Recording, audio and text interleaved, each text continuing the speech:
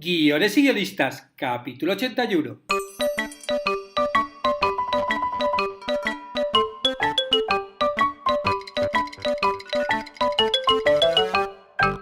Buenos días a todos, bienvenidos a Guiones y guionistas, el podcast con el que todos podemos aprender a hacer guiones. Cada semana salimos al aire con 2 programas en los que vemos un nuevo elemento, técnica o herramienta para que sepáis más del activista mundo de las guionistas y el reivindicativo arte de los guiones. Hoy, por ser 8 de marzo, en Guiones y Guionistas vamos a dedicarle el podcast a las mujeres guionistas de la mejor forma que se me ocurre, visibilizándolas.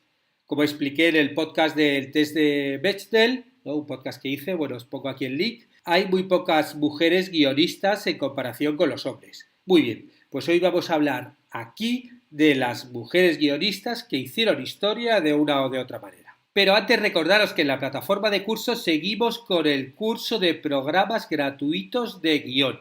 Hoy continuamos con otro programa para hacer storyboard. Pero este tiene la ventaja de tener herramientas para hacer nuestros propios dibujos, ¿no? Tiene lapiceros, plumas, pinceles y además una muy fácil integración con Photoshop para luego poder retocar los dibujos. Me refiero a Storyboarder. Seguro que los que hacéis Story los conocéis porque es bastante conocido y además es gratuito, o sea que es genial. Luego la semana que viene ya veremos la última clase donde volveremos a otro programa de guión, no de storyboard. Y bueno, ya como os decía, la semana que viene es la última, acaba la ronda de cursos y anunciamos los nuevos cursos que empezarán la semana siguiente. Chan, chan, chan, ¿cuáles serán? Bueno, por cierto, si queréis votar, se puede votar en la web. En la web, davidestebancuero.com, vais ahí a nuevos cursos y hay un cuestionario donde podéis proponer cursos nuevos o votar también. Y ahora sí, como decía antes, hoy vamos a visibilizar a las mujeres guionistas por ser el Día de la Mujer. Pero para seleccionar un poco, porque bueno, no es verdad que son muchísimo menos mujeres que hombres, pero hay también suficientes como para hacer varios podcasts. Bueno, pues para seleccionar voy a hablar solo de las profesionales cuya dedicación principal sea escribir guiones. Es decir, no voy a tratar aquí a las que además de escribir dirijan, ¿no? Las típicas creadoras que escriben y dirigen sus obras. No es que, por ejemplo, Jane Campion o Sofía Coppola no sean también guionistas, ¿no? Por dirigir sus películas, que de hecho las dos ganaron el Oscar al mejor guion original, una por El piano y otra por Lost in Translation, respectivamente. Pero bueno, hoy quiero mencionar a las que son guionistas por encima de todo, como que esa es su mayor ocupación, que para esto el podcast se llama Guiones y Guionistas. Y también me voy a centrar solo en guionistas de cine. En España, por ejemplo, en estas últimas décadas en televisión han surgido muchas guionistas mujeres, tanto en programas como en series. Y bueno, en Estados Unidos, varias de estas guionistas además han llegado a ser showrunner y son las máximas responsables de las series. Hablo de mujeres como Shonda Rhimes o de Gigi Koha, por ejemplo. Pero bueno, nosotros nos vamos a centrar solo en guionistas de cine. Y vamos a comenzar hablando de 3 mujeres que son, yo qué sé, son como las 3 mujeres guionistas más famosas de la historia o por lo menos las más prolíficas. Son guionistas que ya fallecieron, son guionistas ya, o sea, desde el principio del cine hasta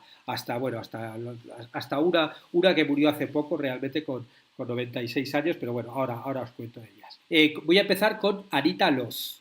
Anita Loos fue una escritora estadounidense conocida por su novela cómica Los caballeros las prefieren rubias, que bueno, la escribió en 1926 y que luego hicieron una versión de cine y luego otra versión mucho más tarde, que esa es la famosa, ¿no? La de Los caballeros las prefieren rubias. Bueno, pues Anita escribió esa novela, pero también escribió otra que se llamaba Pero se casan con las morenas, ¿no? Que era un poco la continuación. Bueno, pues, pero además de escribir estas 2 novelas, bueno, antes incluso de escribirlas, escribió regularmente para las revistas Harper's Bazaar, Vanity Fair, The New Yorker y trabajó, que es para lo que estamos aquí, como guionista para la Metro Goldwyn Mayer durante 18 años. Anita Loos se casó con el director John Everson y juntos hicieron una serie de exitosas películas con Douglas Fairbanks que les dieron la fama. Fueron, yo que sé, creo que fueron tipo 5 películas y Douglas Fairbanks era el típico, como para los que no lo conozcan, el típico actor como súper musculoso, como aventurero, que hacía películas de piratas.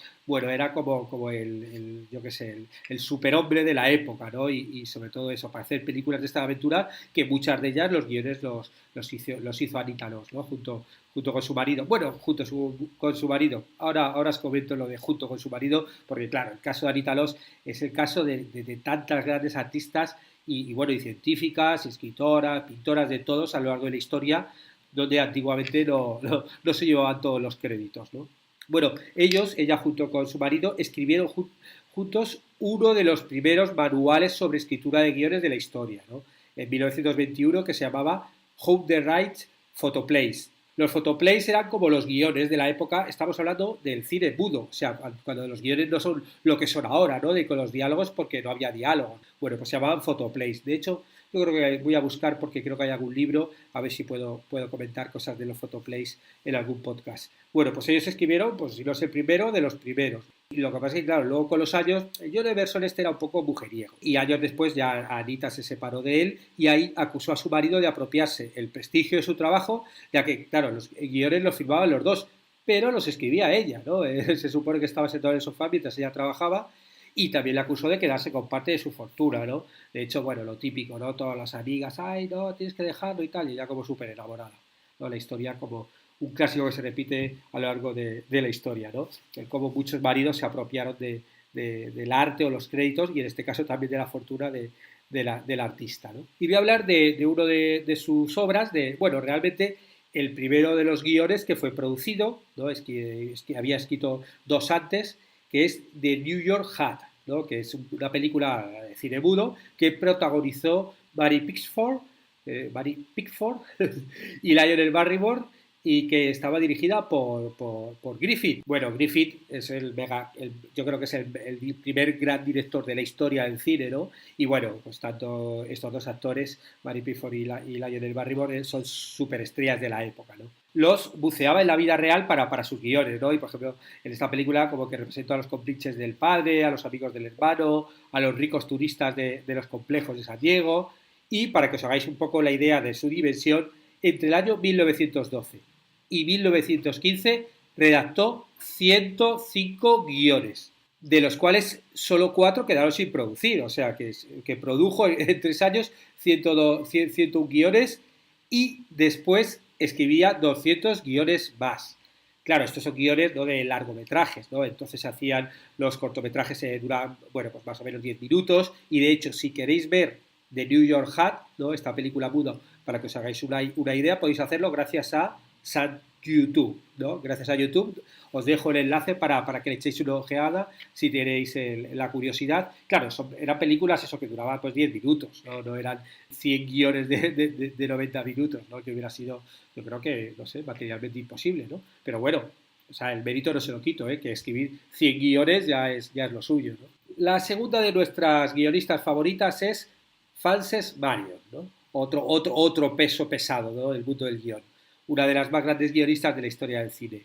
No solo por ser muy prolífica, para que os hagáis una idea, según la Wikipedia participó en más de 300 guiones y en más de 130 películas, sino también por ser la primera mujer en ganar un Oscar por guión. Estamos hablando del año 1930, cuando apenas empezaban las películas habladas, ¿no? Bueno, pues yo que sé, el Cantor de Jazz, creo que es de 1926. Y por entonces todavía no se diferenciaban el Oscar al mejor guión original y guión adaptado. Marion nació en San Francisco y trabajó como periodista. De hecho, fue corresponsal de guerra durante la Primera Guerra Mundial, ¿no? O sea, que ole con nuestra amiga. Y a su vuelta a casa se mudó a Los Ángeles y, bueno, ahí ya fue contratada como guionista ayudante y empezó ahí a escribir sus guiones, ¿no? Ya contratada oficialmente, ¿no? Ya dentro dentro del estudio. Ella, como decía antes, ganó su primer Oscar por la película The Big House. Pero ahí no queda la cosa, sino que un par de años después volvió a llevarse la estatuilla a casa por The Champ, ¿no? O sea, fijaros, ¿no? No solamente era guionista mujer, sino que ganó 2 Oscars en 2 años consecutivos. Y bueno, unos años después ya abandonó Hollywood en 1946 para dedicar más tiempo a escribir teatros y novelas, y estuvo de hecho varias décadas ya escribiendo teatro y novelas más tranquilita. Se cansó de Hollywood. Bueno, y como he hecho antes, como este podcast se llama Guiones y Guionistas, voy a hablar de una de sus obras, una de las obras de cada guionista. Como os decía antes, Frances ganó un Oscar por la película The Big House. Bueno, pues ¿a qué os remite el nombre de Big House? ¿Qué es The Big House? Una casa de una familia numerosa, una historia en la Casa Blanca. ¿Qué es esa Big House? Bueno, pues nada de eso. La Big House, a que se refiere el título, es una cárcel. Y la película de Big House es una de las primeras centradas en el mundo de la cárcel, en el que un convicto se enamora de la hermana de un nuevo compañero de celda. Y bueno, es una especie como de melodrama, pero dentro de un plan de fuga de estos de cárcel súper clásicos, con consecuencias de estas un poco chungas, pero que luego fue súper imitado. O sea, esta es una de las primeras películas de la historia que pasan dentro de una cárcel y hay que fugarse y todo este tipo de historias, ¿no? Estamos hablando del año 1930.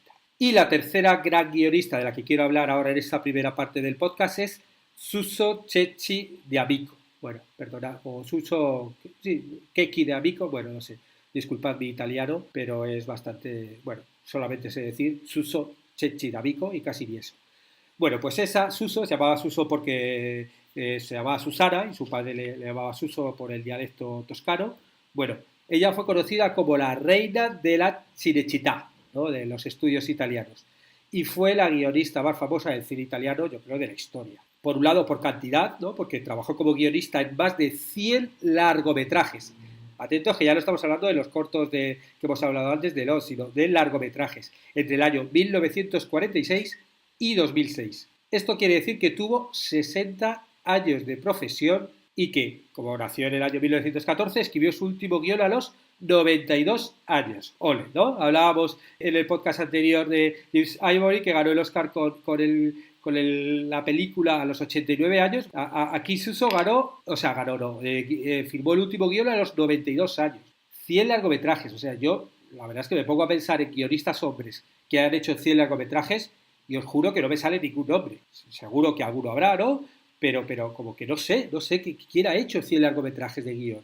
O sea, no sé, ¿no? Es impresionante lo de Suso, pero no solamente por el número, sino que es que colaboró con casi todos los grandes directores italianos del siglo XX, como Luchino Visconti, Vittorio De Sica, Antonioni, Franco Sefirelli o Mario Monicelli. Y, bueno, por si acaso los directores nos dicen mucho, para que os hagáis una idea, es la guionista de películas como Roma Ciudad Abierta, Ladrón de Bicicletas, El Gato Pardo o Rocco y sus hermanos. Es decir, las películas más importantes del neorrealismo italiano. O sea, yo, si me pongo a hacer memoria de cuando estudié en la carrera el neorrealismo italiano, ya hace bastantes años, pues os diría estas. Bueno, el Gato Pardo yo creo que es como posterior, pero os diría, pues eso, Rocco y sus hermanos, Roma Ciudad Abierta, Ladrón y Bicicletas, o sea, era la capa, la genia lo dice mucho aquí en Uruguay, ¿no? Se diría, es una genia. Y bueno, antes veíamos que Frances Marion fue corresponsal en la Primera Guerra Mundial. Bueno, pues Suso no se quedó corta y tuvo que refugiarse durante la Segunda Guerra Mundial en una granja de la familia cercana a Florencia, porque por lo visto tenía convicciones antifascistas y se había unido a la resistencia. Aquí esta panda de guionistas bravas de las que estamos hablando hoy, ¿no? Y bueno, de ella es difícil destacar una sola película porque, bueno, ya habéis escuchado que son varias sus obras maestras, por eso voy a recordar una de las últimas, que sirve de retrospectiva a sus mayores obras. Me refiero a Il mio viaggio in Italia, Mi viaje en Italia, que es un documental dirigido y narrado por Martin Scorsese, y bueno, y que te lleva al espectador a realizar un viaje fascinante a través del cine italiano, desde el neorrealismo de la posguerra italiana hasta las obras maestras de autores como Fellini. Y en el documental, bueno, pues un pequeño Martin Scorsese descubre el cine italiano a través de una pequeña televisión familiar, ¿no? En el barrio donde vivía y en Nueva York, en Little Italy, y claro, estas películas supusieron el primer contacto con sus orígenes, la región de Sicilia, de donde emigraron sus abuelos en el año 1909. Y claro, Martin Scorsese, esto, claro, fue la introducción a este mundo de Italia, estas películas italianas, y claro, también me imagino que a su amor por el cine. Y cómo no, para ayudar a Scorsese con el guión de la película estaba Suso Cecchi D'Amico a sus 87 años. Tuvo la suerte Scorsese de tener ahí a una de sus mayores protagonistas, ¿no? La escritora y guionista de sus grandes éxitos del neorrealismo y que, bueno, pues ahí colaboró en el guión. Y después de ver estas tres muestras de la historia del guionismo femenino y masculino y mundial, quiero hablar de otras tres mujeres guionistas que hicieron historia. Estas mujeres son como más actuales, ¿no? De hecho, sus películas seguro que las habéis visto o si no las habéis visto os sonarán muchísimo. La primera de ellas es Melissa Pattinson. Es perfecto. Fueron las palabras que dijo Spielberg a Melissa Pattinson después de leer la primera versión del guión de E.T. el extraterrestre, que Melissa había escrito en 8 semanas. En tan solo 8 semanitas escribió Melissa E.T. El guión entonces se llamaba E.T. and Me. Y bueno, está basado en un amigo imaginario del propio director, de Spielberg, que creó tras el divorcio de sus padres. Sus padres se divorciaron, él quedó un poquito traumado y se inventó una especie de amigo imaginario luego para ayudarle a llevar esos momentos. Y él tenía por ahí esa idea, ¿no? Y luego Melissa retomó esa idea que le contó Spielberg junto con otra historia que también tenía Spielberg. Él había escrito una idea o tenía una idea de una película de unos extraterrestres que contactaban aquí con una familia. Pero bueno, dentro de esa historia, la última de las escenas tenían a uno de los extraterrestres que como que se quedaba en la Tierra, ¿no? Que era un poco el más amigable. Bueno, pues Melissa agarró la historia de uno de los extraterrestres que se queda en la Tierra y un poquito la idea esta del amigo imaginario que le había contado Spielberg y bueno, pues pilló al extraterrestre, lo hizo amigo de un niño y aplicó esa sensibilidad que ella tiene, que ella tenía para esa extraña amistad, ¿no? entre el extraterrestre y el niño y escribió pues lo que todos ya hemos visto, ¿no? E.T., que se convirtió en la película más taquillera de la historia hasta entonces y nominaron a Melissa por su guión en los Oscars, aunque no ganó el premio porque lo ganó el guión de Gandhi, ¿no? Pero bueno, pese a su éxito, Melissa Pattinson, no dudó en abandonar su carrera para dedicarse a su matrimonio con, bueno, también se conocéis un poco a su marido, que es el señor Harrison Ford, y que tuvo un par de hijos y se fueron a un rancho de Wyoming y ella pues dejó de escribir. Ella dijo en una ocasión, no quiero dejar de estar con mis hijos por estar escribiendo historias de otros niños. Aunque también escribió después Kunduz, ¿no? Sobre el Dalai Lama y que dirigió Scorsese y luego al final una nueva colaboración con Spielberg, BFG se llamaba, un gran dullón bonachón o algo así. Bueno, estaba basado en un cuento de Roald Dahl. El tema de esta película es que se hizo en el año 2016, pero es una película póstuma porque Melissa falleció en el año 2015. Bueno, os dejo el guión de ET por si queréis ver el arte de Melissa Pattinson, os pongo un link para poder acceder y poder leerlo. Y si queréis ver ET, porque hay alguien que no lo haya visto, yo no sé si está en plataformas en streaming, pero si no, bueno, os podéis comprar la película en Amazon, os pongo aquí el enlace. La segunda guionista actual de la que vamos a hablar es Callie Khouri, la autora de la mítica Thelma y Louise, ¿no? Por cuyo guión ganó el Oscar en el año 1991. Y aunque fuera su primer guión, que eso es alucinante, ¿no? O quizá por eso, consiguió una historia, la verdad es que tan fresca y original, que se convirtió en un éxito total que todavía se recuerda, ¿no? Y sobre todo un día como hoy, ¿no? El Día de las Mujeres, también por la temática que tiene de esas dos mujeres, ¿no? que intentan hacer ese viaje y tras el asesinato en defensa propia, ¿no? Cuando intentan violar a uno de los personajes, pues esa huida, ¿no? Hasta el final, ¿no? Sitfield, ¿no? El autor del guión, que de él he hablado muchas veces, bueno, pues entrevista a Callie, ¿no? a la guionista, en su libro, tiene un libro que la verdad es que está muy bien, que se llama Prácticas con 4 guiones. Voy a ver si encuentro algún link para ponéroslo, por si queréis comprarlo, porque la verdad es que está muy bien. Es un libro que analiza El silencio de los corderos, Terminator 2, creo que la cuarta creo que es el Bailando con lobos, o sea, películas muy distintas, y lo que hace Sitfield es entrevistar a los guionistas y luego hacer un análisis total de la película. Y son todo peliculones, con lo cual la verdad es que merece la pena leerlo, ¿no?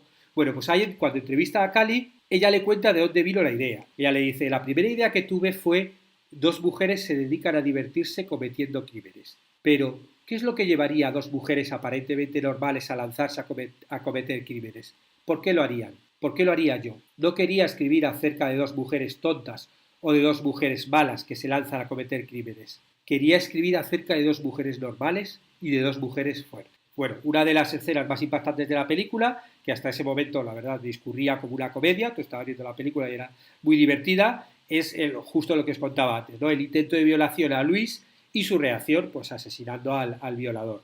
estoy seguro de que su sentimiento, la verdad es que han tenido muchísimas mujeres en algunas situaciones. De hecho, Cali le cuenta a Sid Field una experiencia que tuvo y que seguro le sirvió de inspiración. Ella lo cuenta así. Hace unos años yo trabajaba de camarera y un día estaba andando por la calle sin meterme con nadie cuando un viejo empezó a hablarme desde el coche. Era lo bastante viejo para ser mi abuelo. Yo le ignoré. ¿Qué es lo que se supone que tienes que hacer en esta situación? Ya sabes, no te oigo, no te veo, puedes decir lo que quieras, no soy un ser humano. Entonces él dijo, me gustaría verte chupándome la polla. Y simplemente perdí el control por un momento. Me quité las gafas de sol y me acerqué al coche y le dije, y a mí me gustaría pegarte un tiro en tu jodida cara. Eso le asustó. Ese tipo no me conoce de nada.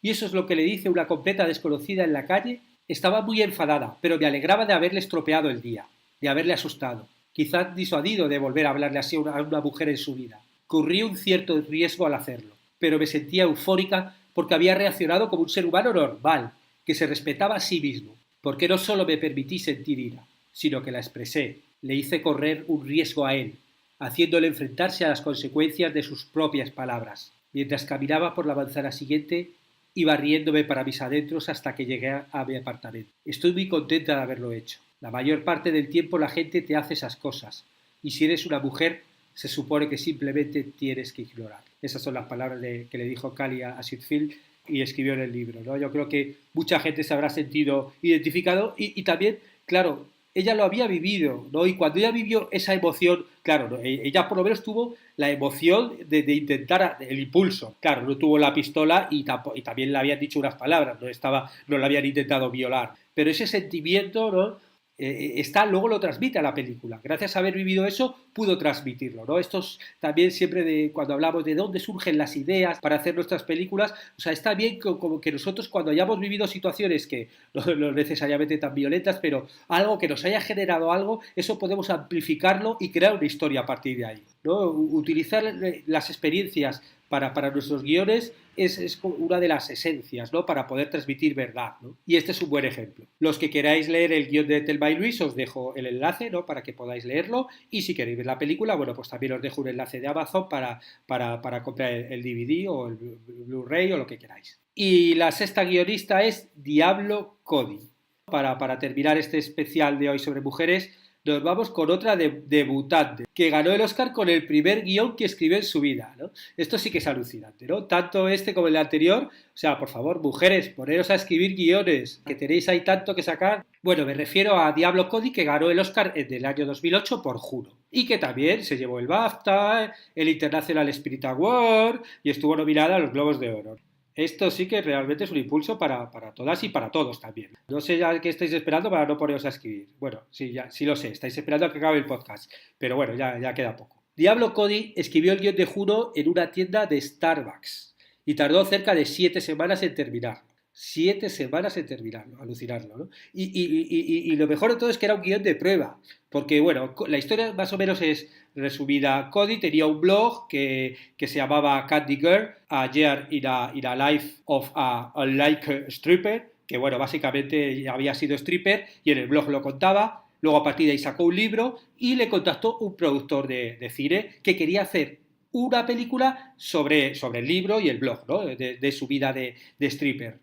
Pero para demostrar a los estudios de que Cody era capaz del guión, porque bueno, él quería que ella escribiera el guión, entonces le dijo, mira, como tú todavía nunca has hecho un guión y no voy a convencerles de que tú lo hagas, ¿por qué no escribes un guión antes? Y a partir de ese guión, pues ya les muestro y digo, mirad, que sí, que sabe hacer guiones. El caso es que ella, bueno, pues se fue al Starbucks y nada de 7 semanas escribió Juno, que claro, gustó tanto que al final se produjo y fue y ganó un Oscar. Y sobre la historia, bueno, que voy a contaros si la habéis visto, pero bueno, que el punto de vista que da en la película sobre el embarazo no deseado y la decisión de tener un hijo y darlo en adopción, la verdad es que recibió críticas tanto por las asociaciones pro vida, que están en contra del aborto, como de las asociaciones pro elección, que están a favor de abortar cuando la mujer quiere. O sea, críticos por todos los lados. ¿no? Y eso es simplemente porque el guión era muchísimo más interesante que un simple punto de vista, ¿no? Como mariqueo o político, ¿no? Sino como era mucho más complejo y más original. De hecho, si queréis leer el guión, os pongo un enlace para que lo